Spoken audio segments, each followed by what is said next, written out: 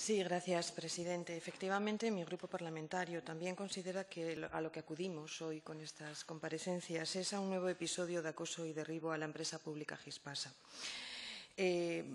Al fin y al cabo, cuando se están utilizando expresiones tales como tropelías, amaños, abusos, a lo que se está aludiendo nuevamente es a ese relato de posverdad que se mueve exactamente en el mismo territorio que la prementira y que habla de una privatización de servicios atribuible a Gispasa y relato absolutamente incierto. Lo triste de todo esto es que con este nuevo episodio de acoso y derribo se entra en dos terrenos igualmente lamentables a juicio de mi grupo parlamentario. El primero de ellos, como ya se ha dicho por otros grupos, efectivamente, es el terreno de la alarma social en cuanto a la calidad de la prestación de nuestros servicios. Estas comparecencias que se han traído hoy a esta comisión vienen a esta comisión, que es la Comisión de Sanidad, en cuanto que los servicios prestados por la empresa de limpieza podrían afectar a la limpieza, desinfección o asepsia de nuestros hospitales, poniendo en riesgo, por tanto, la salud de los asturianos y de las asturianas. Quedando perfectamente constancia de que esto no es cierto, aún así se sigue haciendo una utilización torticera de todo lo atribuible a estas circunstancias, pese a que se pone de manifiesto por parte del gerente que el número de incidencias declaradas por los hospitales, los fallos de calidad a que pueden dar lugar las mismas o los fallos de disponibilidad son absolutamente residuales y, por tanto, desde luego, de escasa importancia en orden a eso que hablamos de asepsia, desinfección o limpieza.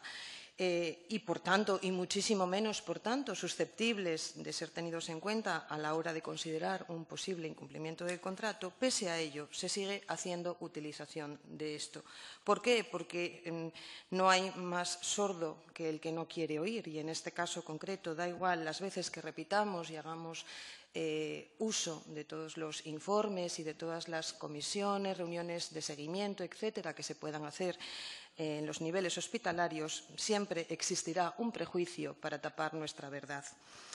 Pero decía, esto se mete en dos terrenos igualmente enfangados, porque si el primero era el de la alerta en la salud, en la calidad de la salud o de los servicios sanitarios, el segundo es un terreno igualmente doloroso para mi grupo parlamentario, que es el terreno de las relaciones laborales. Efectivamente, parece que en ocasiones los diputados y diputadas que comparecemos en el Pleno y en las comisiones desconocemos el poder del Gobierno.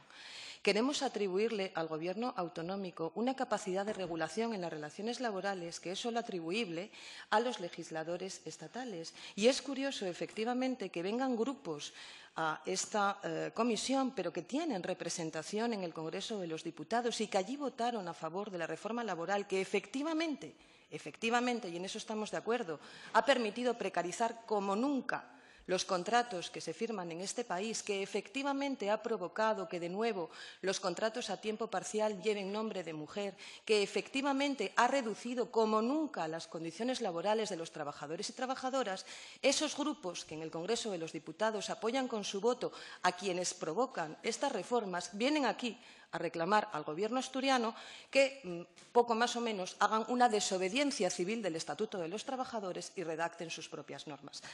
Lo siento, pero la capacidad del Gobierno asturiano, desgraciadamente, alcanza a donde alcanza. Por otro lado, existe también una cierta perversión en la utilización de los órganos de representación de los trabajadores. No es lo mismo los escritos que pueda presentar una central o un sindicato, con todo lo legítimos que ellos sean, que los acuerdos tomados por el comité de empresa de una empresa, de una entidad mercantil. Porque es en este comité de empresa donde reside con carácter colegiado la representación de sus trabajadores y de sus trabajadoras. Y si, por tanto, cuando el gerente de Gispasa pone de manifiesto que solo en 2 ocasiones el comité de empresa se ha dirigido a Gispasa para poner de manifiesto, la primera de ellas ni siquiera una irregularidad, sino la petición de una exhibición de contrato, y la segunda, en la segunda ocasión, creo recordar que era algo también de carácter similar, es evidente que la empresa, Gispasa en este caso, no puede estar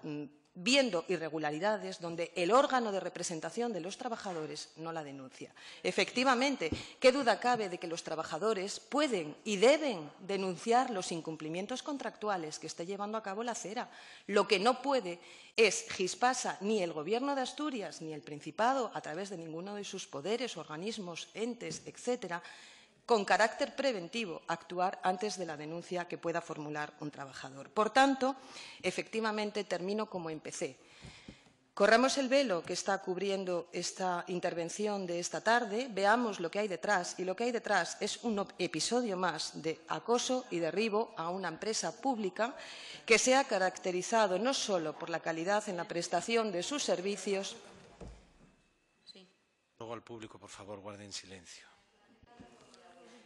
Que se ha caracterizado no solo por la calidad en la prestación de sus servicios, sino también por la seguridad, control a que ha estado sometida y por los enormes beneficios que ha traído a esta comunidad autónoma y que, sin duda, redundan también, cómo no, en la calidad de prestación del servicio sanitario. Gracias.